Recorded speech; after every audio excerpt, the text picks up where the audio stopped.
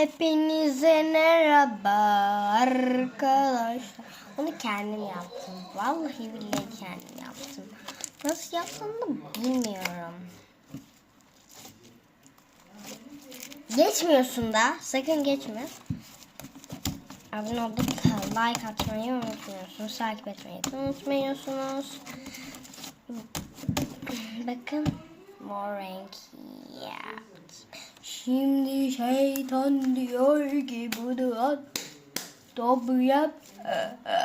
Bunu böyle diyor.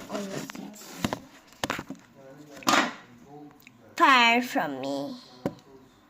Saçımı yapıştıracağım. Şimdi bak.